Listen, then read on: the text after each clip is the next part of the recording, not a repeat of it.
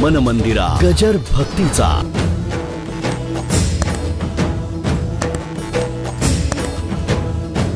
बाई जर चिडली तर तिच्या अंगाला सुद्धा हात लावता येत नाही, अर्थ भलता होऊन जाईल.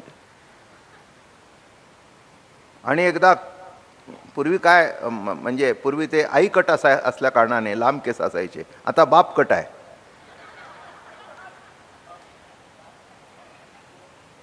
नाही बॉब कट हो.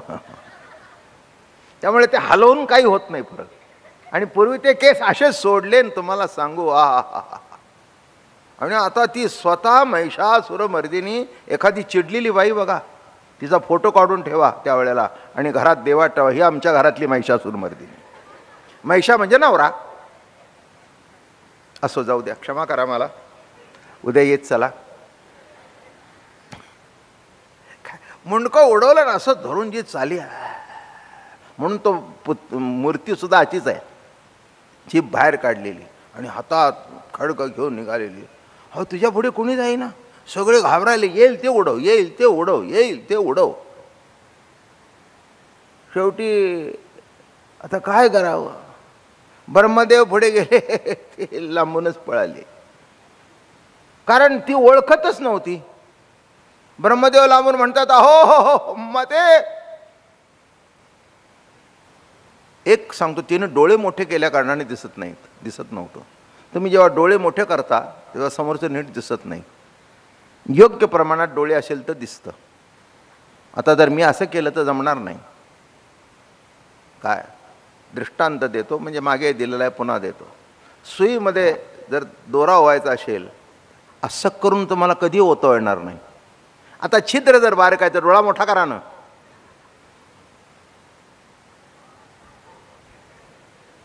म्हणजे जितकं छिद्र बारीक म्हणजे त्याचं एका आग्रावर नजर स्थिर करणं. मग ते असं करून बरोबर ओत. छिद्र जर बारीक आहे, डोळे मोठे करा ना. त्यांनी डोळे मोठे केल्या कारणाने तिला कोणी दिसेना, अशी निघाली होती. आणि खाली तर बघत नाही. ब्रह्मदेव पळाले, ते विष्णू महाराजांच्याकडे गेले. विष्णू महाराजांना म्हणाले, महाराज ते बघा काय ती कापत निघाली म्हणले. एक महिषासूर गेला पण त्याच्याबरोबर बरेच जात आहेत. विष्णू महाराजांनी लांबूनच बघितलं. हे म्हणले आपलं प्रकरण नाही, ती जनावरेला सांगू. म्हणून बाई जर चिडली तर मध्यस्थी करायला जाऊ नका. तिला धरायची असेल तर तुम्ही धरू नका, तिच्या नवऱ्याला धरू द्या. जास्ती शहाणपणा करायला जाऊ नका. ती तुमच्यावर केस दाखल करील, विनयभंग. असल्या भानगडी कधी करू नका. मी आपलं तुम्हाला सूचना देतो. हे सांगता सांगता आपल्याला कळायला पाहिजे ना काही काही गोष्टी. तुम्हाला वाटेल मी भांडण सोडवायला जातो, पण नसती मला तुमच्या अंगाला येईल. शेवटी हे दोघं शिवाकडे गेले. अहो म्हणले, महाराज आपल्या पत्नीला आवरा. अरे शिव म्हणाले, मी जगाला आवरू शकतो पण माझ्या पत्नीला आवडणं अवघड आहे. असंच असतं, मोठं अवघड असतं बघा.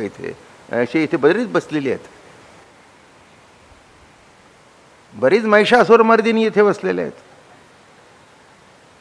आलं का लक्षात? हो, त्यांना कल्पना आहे आपल्या ताकदीची, तेव्हा त्या ताकदीला वंदन आहे माझं. आणि ती अशी तुम्हाला सांगू चवताळलेली होती. शिव गेल्यानंतर त्याला तरी कुठे बघते. आता ते म्हणले, ब्रह्मदेवा काय करावं? हो म्हणले, देवादिदेवा विष्णू महाराज तुम्ही सांगा की काहीतरी. ते म्हणले, मलाही काही सुचत नाही. मग शिवाने काय केलं, आडवे पडले खाली. तिचे असे आडवे पडले. आडवे पडल्याबरोबर तिची लात लागली. आणि लात कशाला लागली हे खाली वाकून बघितलं तेव्हा तिला शिव दिसले. आणि तिने, अरे बापरे, अशी मूर्ती आहे ती. आणि बरोबर छातीवर पाय ठेवलेला आहे. तेव्हा लग्न झाल्यानंतर पहिला फोटो हाच काढून घ्या. One of the best pose. नवऱ्याला खडीड निडलेला आणि बायकोचा छातीवर पाय. काय दृश्य असेल नाही काय. माझं काली मातेच्या मंदिरामध्ये प्रवेश. मला इतकं काही डिटेल माहिती आहे, महाराजांनी सांगितलं. मी म्हटलं महाराज एक फोटोग्राफर ठेवा आणि प्रत्येक जोडप्याने असा फोटो काढून घ्यावा असं लिहून ठेवा. अवघड आहे. हां, तिचं नाव काय? काली माता. बरोबर आहे ना. आता ज्ञानोबा म्हणतायत अशी जी काली, तर म्हणजे तो शिवखाली वगैरे वगैरे हातात महिषासुराचं, अशी सोन्याची मूर्ती केली. आता सोन्याची मूर्ती पिवळी आहे. सोन्याची मूर्ती कशी आहे? पिवळी आहे. सोन्याच्या मूर्तीला तुम्ही काली म्हणता, हे कसं काय? नाही का? सोन्याच्या मूर्तीला त्याप्रमाणे आत्मप्रकाशमय दृश्य जगताला तुम्ही अज्ञान म्हणण्याचा परिपाठ आहे असे समजू. काय म्हणायचं? काय म्हणायचं? काय समजायचं? एरवी शिवोनी पृथ्वीवरी तत्वाच्या वाणे परी जयाची रश्मी करी उजाळा देते. काली हा नुसता शब्द आहे, ती सोन्याची आहे. काली हा शब्द आहे बरं का. काजळ हा शब्द आहे अंजन, आहे अंजन. पण त्या शब्दाच्या माध्यमातून दुसरं काही न कळता आपलं स्वरूपच आपल्याला कळतंय. म्हणून या ठिकाणी महाराज म्हणाले, तेवीचे हे अज्ञान व्यवहार मात्रची जाण, तरी अर्थता ज्ञान मात्रची असे आहे. ते केवळ ज्ञान मात्र आहे. एरवी शिवोनी पृथ्वीवरी तत्वाच्या वाणी परी जयाच्या रश्मी कळी उजाळ, शिवारंभ पृथ्वी अघवी भूत पंचकृत मांदी, विस्तारली अनादि प्रकाशी जयाच्या. या जगद्रूपाने शिवतत्व पसरलेलं आहे. पहिलं प्रकरण शिवशक्ती प्रकरण आहे. तुम्ही जे ऐकलं पहिल्यांदा बरं का, सुरुवातीचं पहिलं प्रकरण शिवशक्ती प्रकरण, प्रकृती पुरुष प्रकरण. शक्तीच्या रूपाने शिवच प्रकट होतो. शक्तीच्या रूपाने शिवच प्रकट होतो. दुसरं कोणी प्रकट होत नाही. तो दिसला नाही तरी त्याच्यातून तो लपत नाही. माझं बोलणं कळलं? तो दिसला नाही तरी त्याच्यातून तो लपत नाही. तसं सृष्टीमध्ये तुमच्या कल्पनेप्रमाणे दिसला नाही तरी तो लपलेलाच नाही, ते त्याचंच दर्शन आहे. आणि म्हणून महाराज या ठिकाणी म्हणाले, अगा वस्तू प्रकाशे विण कैचे असेल जनविजन, एवं आपुल्या विलासे जाण विलासे तेची. तोच विलास पावतोय आपल्या विलासाकरता, आपल्या हौशी करता. दिसे आता वाढवत नाही जास्ती. आता याच्या प्रकाशाच्या सोयी हे अवघेची काही नाही, ते ऐसेची प्रकाशिले काही. आणि कोण त्याला प्रकाश प्रकाशक अशा तीन भेद करायचं काही गरज नाही आहे. सगळं तोच आहे. प्रकाश तोच आहे, सगळं तोच आहे, सगळं तोच आहे, निराळं कोणी नाही. तरी येथे अनिक पाही दुसरे आलेच नाही, किंवा दशा पालटूची काही असे ना येथे. जेणे ज्ञानासी ज्ञान होय चिन्मात्र दृष्टी तेवी, प्रकाशाचा दिवो लाहे प्रकाशासी. ज्ञानासी आपुले ज्ञान तै कैचे हे तत्वाची कुणाईसे ज्ञान आण कोठोनी आले. अरे ज्ञानाला आपलं ज्ञान हा शब्द कुठून आणला? काय म्हणतात? जेने ज्ञानाशी सज्ञान होय द्रिंग मात्र दृष्टी आहे. ते काय आहे? ज्याच्या योगाने ज्ञानाला सज्ञानता येते, ज्ञानात जो डोळसपणा आहे तो त्या वस्तूच्या योगाने द्रिंग मात्र ज्ञान दृष्टीला प्रकाशित करते. सर्व त्रिपुटी ज्ञानमय आहे. ज्ञानमय आहे. दिसतं ते काय आहे? ज्ञानमय आहे. किती वेळा तरी सांगितलं तर पुन्हा पुन्हा जास्ती वाढवत नाही. आता ज्ञानोबारांनी कसा टोला मारला इथपर्यंत यायचंय आपल्याला. ना तरी अज्ञान ज्ञान वीण तेणेची ज्ञान सज्ञान, जे उपक्रमले वीण सारसीचे ते. ज्ञान अज्ञान वीण. आता लक्षात घ्या, आता पुढे विषय हा अध्याय झाल्यानंतर दुसरा विषय येतोय. ज्ञान अज्ञान विहीण. हे जे मी ज्ञान सांगतोय किंवा ज्या ज्ञानाबद्दल मी म्हणतोय ते ज्ञान अज्ञानाच्या पलीकडचं ज्ञान आहे, सत्ता मात्र ज्ञान आहे. कोणचं ज्ञान आहे? सत्ता मात्र ज्ञान. ज्ञान अज्ञानाच्या पलीकडे. जीवनामध्ये जे आपण ज्ञान अज्ञान शब्द वापरतो, अज्ञान सापेक्ष ज्ञान, ज्ञान सापेक्ष अज्ञान, इथे तसं नाही आहे. सापेक्ष काही नाही, सत्ता मात्र ज्ञान. म्हणून या ठिकाणी महाराज म्हणाले, ते कोणे निकृष्टे दाविले अज्ञानाचे बोट, एवं प्रकाशा प्रकाश आत्मा एक विलास, येत दुजे वास पाहिल्याना. इथे यत्किंचित सुद्धा दुसरा वास करायला जागा नाही, बिलकुल नाही, जरा सुद्धा जागा नाही की बा तिथे कोणी वास कराल. बघा आता इतकी ठणठणीत ओवी लिहिली आहे तरी ज्ञानोबारायाला मायावादीच आहेत असं म्हणतात. शब्द ओवी बघा.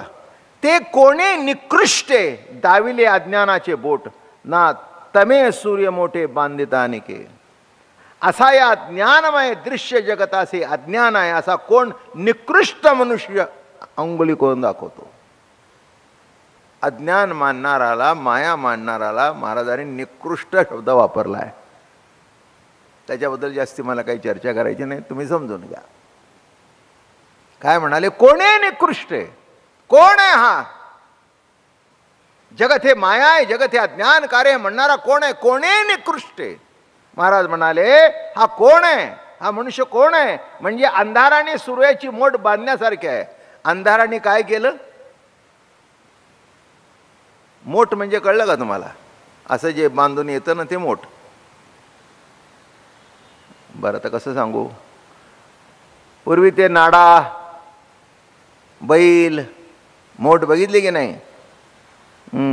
7, 8, 10 बैल जोडायची, कासरा जोडायचा, मग ती विहीर असायची, त्याला ते लाकडी चाक असायचं बरं का. त्याला 2 दोऱ्या इकडे, 1 दोरी इकडे, मग ती चामड्याची, जाड चामड्याचं, आणि मग ते माझ्या बैलाला वडीला हे करत जायचं पुढे. मग त्याच्यावर तो दोरीवर बसत बसत बसत बसत असा पुढे जायचा, आणि ती चामडं एकत्र येऊन बरोबर थारोळ्यात ओतलं जायचं. ती एकत्र बांधलेलं त्याला म्हणतात मोठ. त्याला काय म्हणतात? आता ते दिसत सुद्धा नाही. आणि तो हकताना बैल चालायचा, पुढे मागे ओढताना हळूहळू हळूहळू हळू, आणि पुन्हा भरलं की पुन्हा त्या दोरावर बसून तो जायचा असा आपल्याला पेलत, आसूड खांद्यावर, आणि पुढच्याला बरोबर मारला की म्हणजे हे बघा, सगळे जग बघितल्याशिवाय ज्ञानेश्वरीनं अमृतानुभव करायची नाही. काय माशी 4 तोंड बांधून यायची, आणि तिथे आले की बरोबर त्या थारोळ्यामध्ये ओतलं जायचं. तसं एवढ्या मोठ्या सूर्याला अंधाराच्या मोठीने बांधलं. आता अर्थ कळला का? पाणी कशात आणलं? त्या चामड्याच्या ह्याच्यामध्ये, बरोबर आहे, मोठ बांधून आणलं. तसं असा कोणचा अंधार आहे की ज्यांनी सूर्याला बांधून आणलं, मोठ बांधली? अरे काय समजता? जिथे सूर्य आहे तिथे अंधार असूच शकत नाही. तसं ज्ञानाचा प्रकाश आहे तिथे अज्ञान असूच शकत नाही. खलास. हे कोणी निकृष्ट दाखवलं? हे अंधाराने सूर्याला बांधलं, हे कोण निकृष्ट बोलतोय? म्हणजे माया मानणं, अज्ञान कार्य मानणं, याला ज्ञानोबारांनी निकृष्ट बोललंय. जास्ती त्याच्याबद्दल बोलत नाही, तुम्ही समजून घ्या. एवम काळत्रयाच्या ठाई प्रकाशहाण नाही, तयासी कोणे पाही अज्ञान म्हणावे. ऐसे जे प्रकाशगण त्यासी म्हणावे अज्ञान. यावनी काय आण निकृष्टाचे? अरे जे ज्ञान आहे, जे ज्ञान आहे त्याला अज्ञान म्हणावं, जो प्रकाश आहे त्याला अंधार म्हणावं. याच्यापेक्षा निकृष्ट आणखीन कोण असू शकतो? तसं सर्व जगत हे ज्ञानाचा प्रकाश आहे. ज्ञानाचा प्रकाश असताना माया कार्य म्हणावं असं म्हणणारा कोण निकृष्ट आहे? जरा तुम्हाला नाही वाटतं जरा ज्ञानोबा रागवलेले दिसतात? म्हणजे रागवले शब्दाचा पेक्षा चीड आलेली आहे. जे रागवणं भाग निराळा आहे, मराठी भाषेत जरा सूक्ष्म फरक सांगतो. चिडलेले आहेत आतून. काय एवढा ज्ञानाचा प्रकाश आहे, जगत ही वस्तुप्रभा आहे, एवढं असताना अरे याला तुम्ही माया कार्य म्हणता? कसं म्हणता? परवा सांगितलं ते पुन्हा रिपीट करतो. प्रत्येक वस्तूमध्ये अज्ञानाचं दर्शन नाही तर ज्ञानाचं दर्शन आहे का नाही? बाई भाजी करते, तिच्या ज्ञानाचं दर्शन आहे. ज्यांनी गाडी निर्माण केली त्या गाडीमधून त्या गाडी निर्माण करणाऱ्याच्या ज्ञानाचं दर्शन आहे का अज्ञानाचं दर्शन आहे? कशाचं दर्शन आहे? साधं फूल उमलतं, त्या अज्ञानाचं दर्शन आहे का ज्ञानाचं दर्शन आहे? तुमच्या समोर उमलतं पण तुम्हाला कळत नाही. कळलं? उमलल्यानंतर कळतं. बरं जाऊ दे, फूल लांब राहिलं. तुमचं मूल तुमच्या मांडीवर वाढत असतं, त्याची वाढ होताना दिसते का? मग केव्हा तरी 2-3 महिन्यांनी बघितलं, अरे बराच मोठा झाला. पण घरातलं कोणी ते रोज एवढं एवढं वाढलं दिसलं नाही. बरं चला अजून जाऊ द्या, लांब दृष्टात अजून. तुम्ही जेवल्यानंतर पोट भरतं, आणि पोट भरल्यानंतर त्या क्षणाला ते रिकामं होऊ लागतं आणि तुम्हाला भूक लागते. आतमध्ये भूक लागत असते हे तुम्हाला कळतं का? नाही. 4 तासांनी अरे काय देते का नाही खायला, का मारतेस, ही केव्हा? 4 तासांनी. पण ती 4 तासांनी लागलेली भूक नाही, ज्या क्षणाला पोट भरलं त्या क्षणामध्ये ते रिकामं होऊ लागलं आणि तिथे भुकेची सुरुवात झाली. म्हणजे भूक लागत असते पोटात पण तुम्हाला कळत नाही. अजून सांगू, तुम्ही उठता, आज झोप छान झाली, तुम्ही जर झोपला होता तर तुम्हाला कसं कळलं?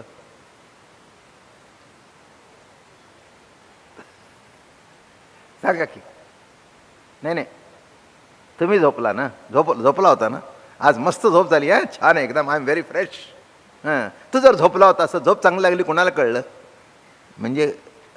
म्हणजे तिथे सुद्धा झोप चांगली लागली हे ज्याला कळलं तो जागाच आहे. ज्याला कळली, जो म्हणतो तो निजलेला नाही, तो निजला तर संपलंच ना. बरं का, 7 ते 8 वाजेपर्यंत बातमी गल्लीत फिरली, माणसं येऊ लागली पंच्या खांद्यावर घेऊन.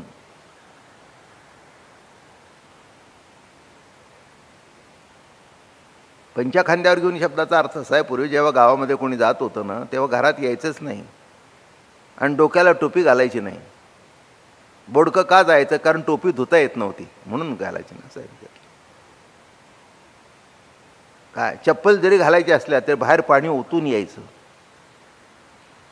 काय मग घरात ओढ्याला त्याला जाळायचं आणि तिथे आंघोळ करून मग घरी यायचं, म्हणून जाताना टॅवेल घेऊन जायचं, अशी पद्धत होती. आता काय नाही, पोचून येतात तसेच ऑफिसला जातात. बूट असतो त्यामुळे बुटावर जर राख ओढली त्या बुटावरच पाणी घालायचं, नाही तर पॉलिश करून घ्यायचं, पुन्हा स्वच्छ झाला. तसं काही म्हणजे शुद्ध अशुद्ध काही नाहीच आहे. आणि खरंच आहे, सर्वच दत्तो नटलेला तर कुठे काय आहे. मन मंदिरा गजर भक्तीचा.